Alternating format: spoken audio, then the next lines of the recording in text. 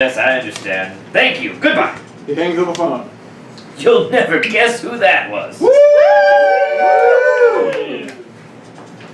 The small group explodes in cheers, hugging, embracing, and shaking hands all around. Gradually, the light dims as Travis and Travis move to the foreground. We all have that moment when we know we've hit the big time. Mine was that family of possums Mine was when that family of possums finally left my mattress. Only to be replaced by a family of corn snakes. Now, wait a minute. How do you know? Well, I've been bitten by 19 times now, so either they're not venomous or I'm a superhero. At this point, why not go for the even 20? You read my mind, old friend.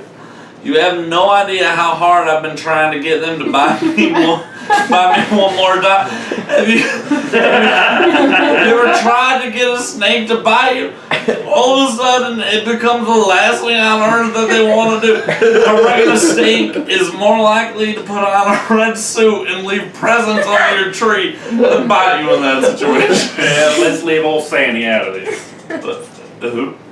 Anyway, it's probably time for another scene. Right you are. God no. We now join our young protagonist at a pivotal state senate session. Try saying that 3 times fast. I will not. In Suggins' first term as a state senator, he had a chance meeting with a figure that would impact his life forever. He may have book deals and public speaking engagements now, but back then he was just a concerned citizen named Rollo Speck. A concerned citizen that stirred a big fuss about essentially nothing. Mr. Speck had some concerns with a few of the more controversial measures taken by the Mississippi State Legislature. Measures such as the Veteran Removal Act of 1919. The Stay Home and Cook on Election Day Act of 1920. And of course, the Melanin Tax of 1921.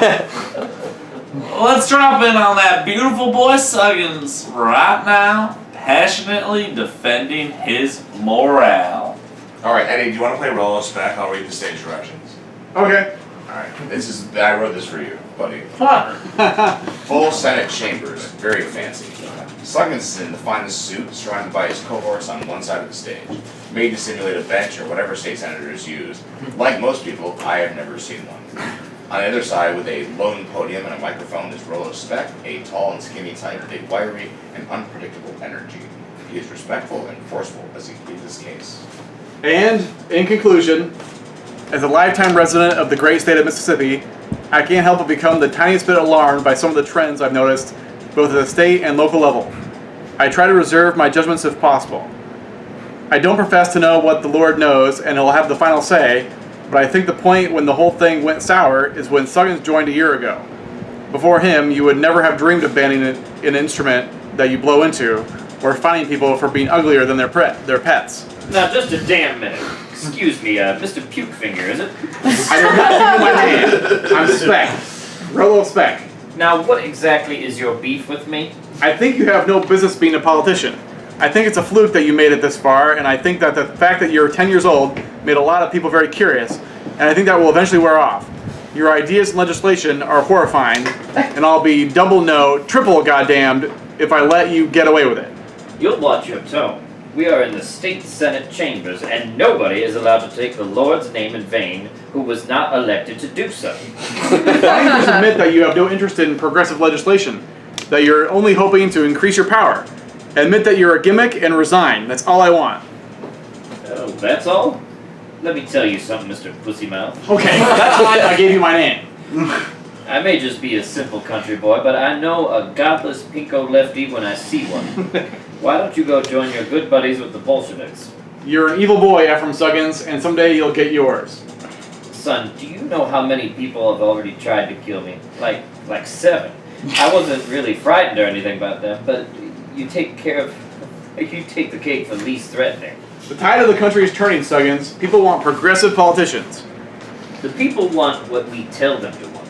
There isn't a single desire in the American working man that wasn't implanted by someone like me. My advice to you, Mr. Speck, is to go out, buy a decent suit, and get a real job. Oh, so you do know my name. I know everything. Now, I believe we've yielded the floor to you for long enough. A guard approaches and not so gently leads Speck away from the floor. Next time, Suggins. Next time. He begins thrashing violently and is hustled off stage. There is an awkward pause that lasts about 10 entire seconds. Next vote. Which of you cheap bastards is paying for my lunch? Suddenly, Speck bursts back in, brandishing a pistol. The guards try and catch him, but he manages to shoot Suggins twice in the abdomen before being tackled. The scene erupts into chaos as Suggins collapses in the arms of one of the guards. The scene goes dark as Travis and Travis come back out rather solemnly. And that was the end of Ephraim Suggins. You know, for that day. No, he didn't die. Unless you count the particular way in which each human being is dying inside. We don't in this case, but that is a concern. Though his life was preserved due to the quick thinking of an only mildly buzzed group of physicians. Our young boy was badly hurt and spent a large amount of time Convalescent. Convalescent. That word is so hard. Thankfully, through periods of quiet reflection combined with his unbeatable support system, Suggins was able to make a full recovery and turn his most important corner yet. Enter Ephraim Suggins, man of the people. Let's drop in on his recovery now. Alright, the hospital is armed. Alright, hospital, Eddie. Ephraim is laying peacefully in his hospital bed. Flora is sitting right by his side, holding his hand. Arnold is by the window, chain smoking. Where's that damn doctor? Arnold, I don't know if all that cigarette smoke is good for Effie. This being the 1920s, I don't know that it isn't. People still drink beer instead of water because it's a healthier option. Everyone I know has gum disease, but a cigarette smoke is the one thing that cures it, eh? That doesn't seem right, but it doesn't seem wrong either. Yeah, I rest my case. Suddenly, Dr. Belridge Font enters, holding a chart. Arnold and Flora congregate in front of him. Hello, I'm Dr. Beldridge Font. Are you here about the puppies? I'm sorry, what? We're here about my husband, the man in the bed. So how many can I put you down for? My old whelphound gave birth to a litter of 30. I'm swimming in dogs, which sounds cute, but ultimately causes quite a rash. 0 dogs. Got it.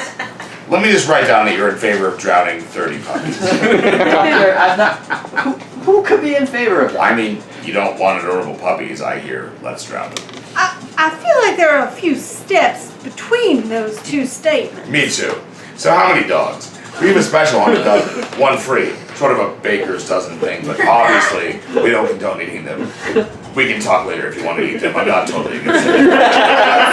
Will you stop trying to get me to buy or eat dogs? Bye. Bye is preferable. And tell me what's wrong with my husband. Dr. Font looks toward the bed and visibly recoils. Oh, that? Yes. I mean, him? What's the prognosis? Oh, they're college boys. Doctor, with all due respect, I feel like you've delivered more silliness than medical knowledge during our short meeting. You want the truth, Mrs. Suggins? It's not pretty.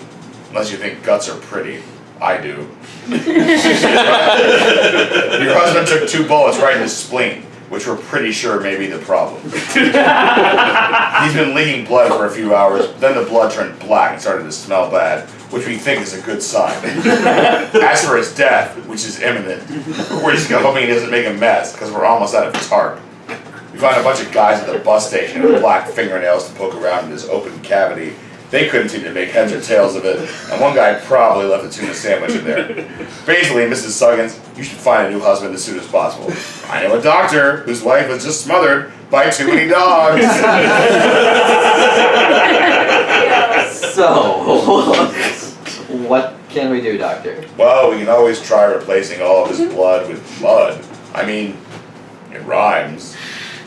Doctor, I think we'll take it from here. That was all the medical I know. You did a great job. Me too! He abruptly leaves. Flora and Arnold look despondently at Ephraim's lifeless form. So, what do we do now? Well, there's no reason we can't have a fun, friendly night out. What about Ephraim? Ephraim will be here when we get back. Take me to a show, Arnold Reston. I know about a bug fight at the center of town. I'm yours for the evening. They exit. For a few moments, everything is still. Then Arnold and Flora re-enter, talking and laughing loudly.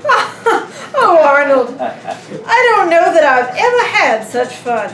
Imagine, we saw a man playing piano, drinks, dancing. Oh, I wish Effie could take me out on the town once in a while. That would be tough. Most bartenders won't serve whiskey to a 10-year-old. Most. Thank you for the night out, Arnold Reston. After the week I've been having, it's good to let my hair down with a good friend. She gives him a quick peck on the cheek, and both retreat, embarrassed. I'm sorry, I don't know what came over me. Hey, you're married to my kin. We're like brother and sister.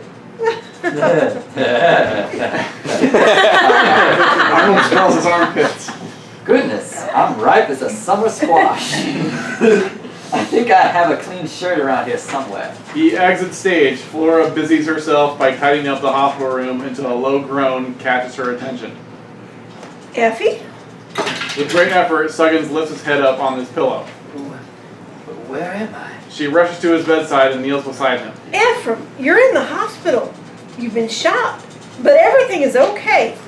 Nobody told me that. In fact, the doctor told me the opposite. But you're safe now. Flora, I had the greatest dream. Shh. You need rest, my dear. He struggles to stand. No, I need to go right now. He struggles again and Flora works to subdue him. Look, Suggins, I've sat on your chest until you passed out before, and I'll do it again. Tell me about your dream. Oh, it was wonderful. I was in Washington. I was at the Capitol. I was a senator, Flora. A U.S. senator. Ephraim, I think we need to take it easy. The doctor said you have a long recovery ahead of you, and also that puppies are surprisingly difficult to sell. Flora, you were there too. Pardon? You were in my dream, right beside me as I was inaugurated. As a senator? As a senator, but ultimately even more. I saw the now, then, and soon when I was under. I saw my immediate future, but also the end game. And that end game, my dear Flora, is the Oval Office. You want to be president? I want to be the only president that matters. But Effie, you managed to get yourself shot as a state senator. Doesn't that bode poorly for the future? I don't care if I get shot exactly 3 times. It just means I'm doing something right. Oh, or something very, very wrong. Flora, you're my wife, and there's no woman whose opinion I trust more than yours, which makes you like 400th overall. And I don't feel ashamed to admit that I need you right now. I saw something when I was under, something that I wouldn't dare admit in front of Arnold. My past. The bribery, the lying, the racism, the communist killing, etc. I saw the petty tyrants lining up for fire and brimstone and infinite torture, and I saw myself among them.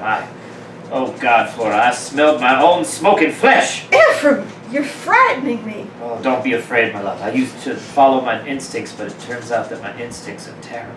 I blame my incredibly poor role models. And as much as I loved tossing that roll of speck out of his ass, I'm not even coming close to taking into account the fact that he shot me like a minute later. I can't just dispose of everyone that disagrees with me. If I do, I'm no better than all those silly, silly boys who I hired to work at that water park. No, you're not. How did they resolve that hostage situation, by the way? You're joking, right? You know they gassed everyone. Right.